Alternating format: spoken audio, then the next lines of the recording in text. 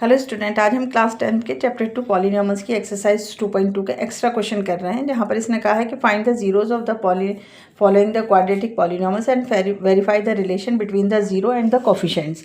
तो quadratic equation से जैसे सबको समझ में आता है कि एक स्क्वायर में होगा नंबर, दूसरा z के साथ होगा, तीसरा हमारा क्या होगा c होगा, यानी कि कोई भी कांस्टेंट वैल्यू होगी। अब यहाँ पर हमें दे रखा है 8z² प्लस में 16z, ये एक्स्ट्रा क्वेश्चन है। तो ऐसे में जीरो निकालने के लिए मुझे क्या करना होगा, इन दोनों में से कॉमन ढूंढना होगा।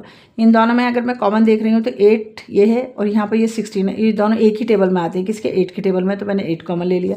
फिर उसके बाद मैंने देखा और क्या क्या कॉमन हो सकता है, तो यहाँ पर z², यहाँ z है तो z कॉमन ले लिया। तो यहाँ पर से तो मैं 8 कॉमन ले चुकी हूँ, तो यहाँ पर सिर्फ z बचा और प्लस में यहाँ पर क्या बचा, 2 बचा, क्योंकि z हमारा बाहर आ गया। इजिकल्स टू 0 के बराबर कर दिया।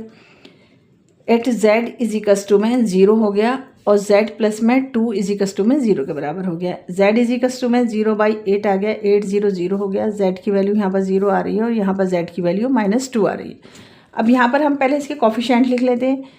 a इजिकल्स टू में हमारा क्या है, 8 है, और b इजिकल्स टू में हमारा 16 है, और c इजिकल्स टू में 0 है। c हमारा क्या है, 0 है। तो हमने यहाँ पर लिख दिया। अब मैं इसका रिलेशन निकालती हूँ। जीरोज हमारे आ गए 0 एंड -2।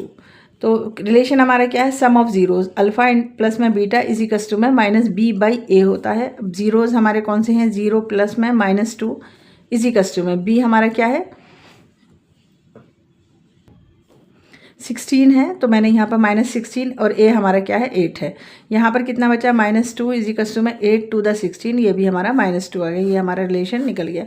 ऐसे ही हम दूसरा रिलेशन अल्फा इंटू में बीटा निकालेंगे, इजिकल्स टू में c/a आ गया। अल्फा इंटू बीटा 0 इंटू में -2 इजिकल्स टू में c हमारा 0 था और a हमारा 8 था, तो 2 0 0 हो गया और 8 0 0 हो गया। तो ये भी रिलेशन हमने निकाल दिया। ये एक्स्ट्रा क्वेश्चन है।